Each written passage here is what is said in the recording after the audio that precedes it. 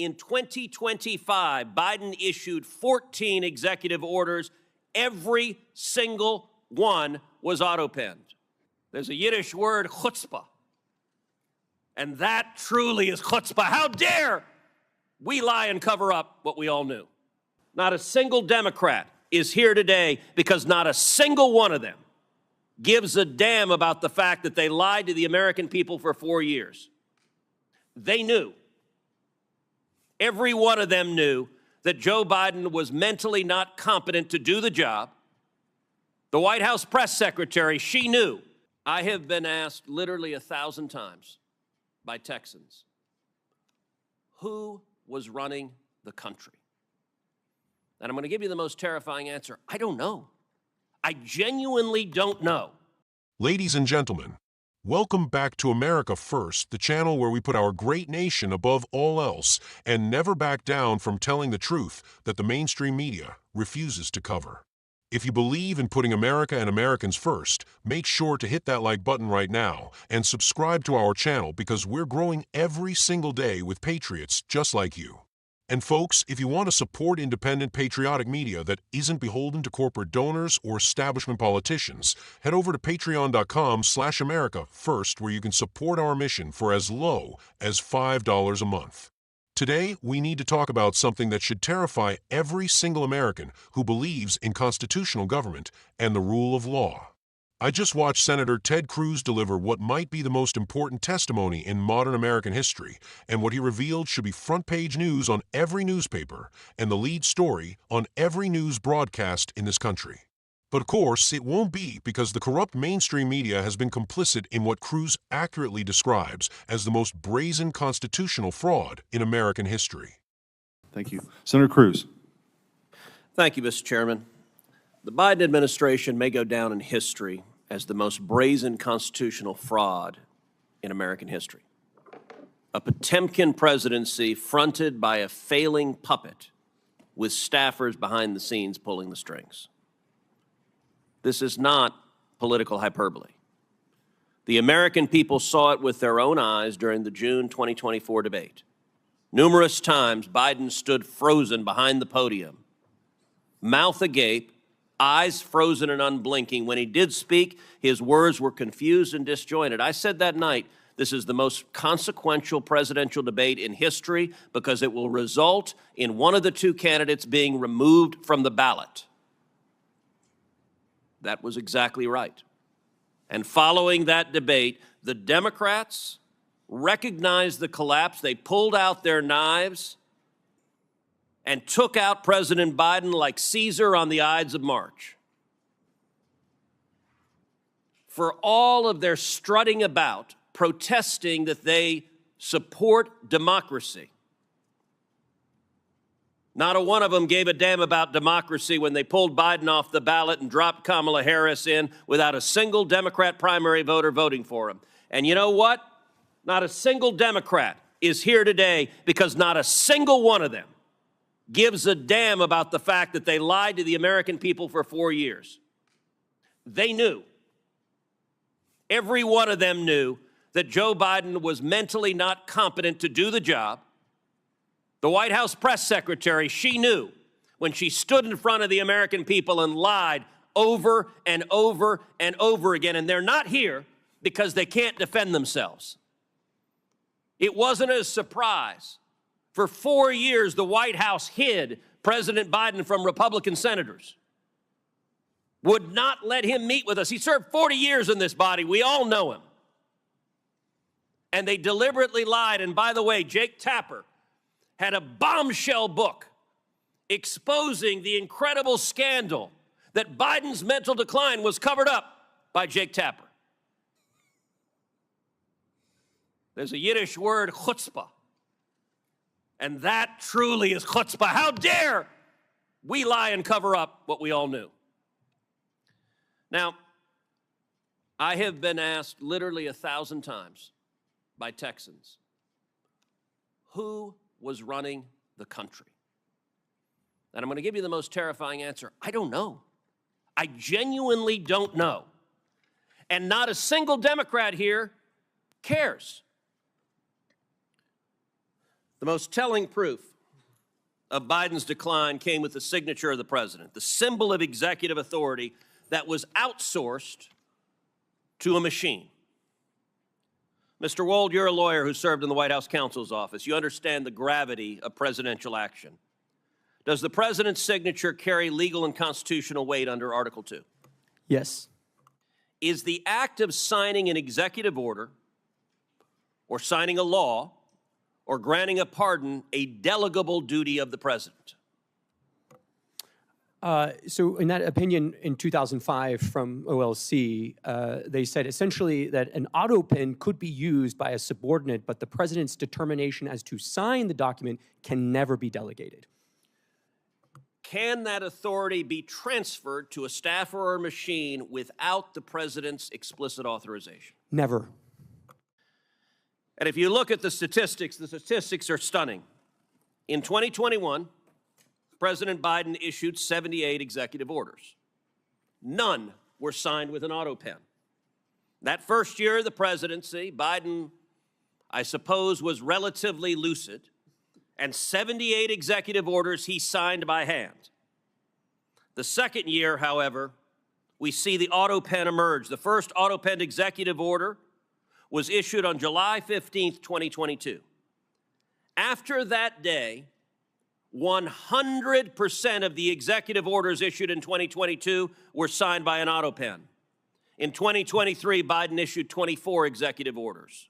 16 were autopenned. In 2024, Biden issued 19. 14 were autopenned. In 2025, Biden issued 14 executive orders. Every single one was autopenned. Mr. Wold, let me ask you as a legal matter, if there's a law that's passed both houses of Congress and it goes to the White House, and a staffer autopens signing that law without the president's authorization, is that law legally passed and signed into law? No. If an executive order is issued and a staffer autopens it without the president's authorization, is that executive order legally binding? No. And if a pardon is issued from the President of the United States and a staffer autopens it without the president's authorization, is that pardon legally binding? No. Under the Biden White House, the ceremonial song, Hail to the Chief, was effectively replaced with Hail to the Pen. And it was an outright assault on democracy. And every reporter covering this ought to ask, why doesn't a Democrat care? We heard about the moral responsibilities of a staffer. How about an elected senator who knows damn well that if we get into a war and Iran is preparing to fire a nuclear weapon at the United States, that the commander-in-chief is busy playing with his jello and is not competent to defend ourselves, and every member of the cabinet, the chief of staff, the press secretary, and the members of Congress who lied about this on a daily basis with the press's complicity, they are all responsible for subverting democracy. Senator Cornyn. Let me break down exactly what Senator Cruz exposed and why every patriotic American should be absolutely outraged by what happened during the Biden administration. This isn't about politics anymore, folks. This is about the very foundations of our constitutional republic and whether we still live in a nation governed by laws or whether we've descended into a banana republic where unelected bureaucrats can puppet a mentally incompetent president while lying to the American people every single day. Senator Cruz laid out the timeline perfectly. Remember that June 2024 debate? I watched it live, and like millions of Americans, I witnessed something that was both heartbreaking and terrifying. We saw a sitting president of the United States standing behind that podium, mouth agape, eyes unfocused, completely lost and confused. This wasn't just having a bad night or being tired. This was a man who was clearly not mentally capable of executing the duties of the most powerful office in the world. And Cruz was absolutely right when he said that night that would result in one candidate being removed from the ballot, because that's exactly what happened. But here's what should make your blood boil. The Democrats and their media allies want us to believe that Biden's cognitive decline was some kind of sudden surprise that nobody saw coming. That's a lie. It's a damned lie, and Senator Cruz proved it beyond any shadow of a doubt. They knew. They all knew. For 4 years, they knew that Joe Biden was not mentally competent to serve as president of the United States, and they covered it up with the help of a complicit media that should be ashamed of themselves. Think about what Cruz revealed about how the White House operated during those 4 years. Republican senators, duly elected representatives of the American people, were deliberately prevented from meeting with the president. This wasn't about scheduling conflicts or busy calendars. This was a systematic effort to hide Biden's condition from anyone who might expose the truth. These senators had served with Biden for decades. They knew him personally, and the Biden administration knew that if these senators saw Biden's true condition, they would have a constitutional duty to speak out about it. The most chilling part of Cruz's testimony dealt with something that most Americans probably never even thought about: the presidential signature and the use of autopens. Now, I know some of you might be thinking, what's the big deal about how documents get signed? But folks, this goes to the very heart of our constitutional system. The president's signature isn't just a formality. It's the physical manifestation of executive authority under Article 2 of the Constitution. When the president signs a law, an executive order, or issues a pardon, that signature represents the will and decision of the chief executive. Look at the statistics Cruz presented and tell me this doesn't terrify you. In 2021, Biden's first year, he signed 78 executive orders by hand. Not a single one was signed with an autopen. But then something changed. Starting in July 2022, we see the emergence of the autopen, and by the end of that year, 100% of executive orders were being signed by machine. By 2025, every single executive order was autopenned. Every single one. Now, Cruz's legal expert made it crystal clear that if a staffer uses an autopen to sign presidential documents without explicit authorization from the president, those documents are not legally binding. Think about the implications of this. How many laws were passed during this period that may not be legally valid? How many executive orders affecting millions of Americans were issued without proper presidential authority? How many pardons were granted by machine rather than by the president himself? This isn't just about Joe Biden, folks. This is about a system that allowed unelected staffers to effectively run the country while lying to the American people about who is actually making decisions. Cruz asked the most important question of all: who was running the country? And his answer should send chills down every American's spine. He doesn't know. A sitting United States senator doesn't know who was actually governing our nation for 4 years. Let's talk about the national security implications for a moment. Cruz painted a scenario that every American needs to understand. What happens if we face a genuine national security crisis? What happens if Iran or China or Russia decides to attack American interests or American soil? What happens if we need split-second decisions from a commander-in-chief who is, as Cruz put it, busy playing with his jello? The thought that our enemies might have known about Biden's condition before many Americans did should terrify every one of us. The Democrats like to talk about threats to democracy, don't they? They spend endless hours lecturing us about protecting democratic institutions and norms. But where were they when their own party was perpetrating the greatest fraud on the American people in our nation's history? Not a single Democrat showed up to Cruz's hearing. Not one. Because they can't defend the indefensible.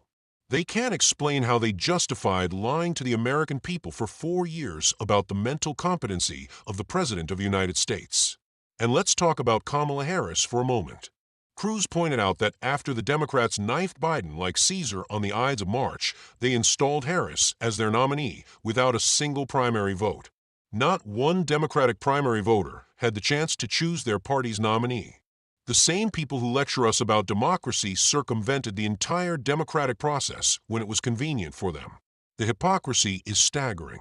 But the most infuriating part of all of this is the media's complicity. These are the same journalists who spent 4 years telling us that anyone questioning Biden's mental acuity was spreading conspiracy theories or engaging in partisan attacks. They had access to the White House. They saw Biden up close. They knew what was happening, and they chose to cover it up rather than inform the American people. They abdicated their most basic responsibility as journalists, which is to hold power accountable and tell the truth. The White House press secretary, Karine Jean-Pierre, stood at that podium day after day, week after week, month after month, and lied directly to the American people about Biden's condition. She knew the truth, and she chose to deceive us. Every single member of Biden's cabinet knew what was happening. The chief of staff knew. The vice president knew. They all knew, and they all participated in this massive deception. This is why independent media like America First is so crucial. We don't rely on access to the White House or cozy relationships with politicians. We rely on you, our audience, to support us so we can tell the truth without fear or favor. The mainstream media failed in their duty to inform the American people, but we won't fail in ours. What Senator Cruz exposed isn't just about the Biden administration. It's about the entire system that allowed this to happen. It's about a deep state bureaucracy that thought they could run the country from behind the scenes while keeping the American people in the dark. It's about a political establishment that puts party loyalty above constitutional duty. It's about a media complex that sees itself as guardians of approved narratives rather than seekers of truth. The question now is what happens next. How do we ensure that something like this never happens again? How do we restore accountability to our government? How do we make sure that the American people are never again deceived about something as fundamental as the mental competency of their president? First, we need full accountability for everyone who participated in this cover-up.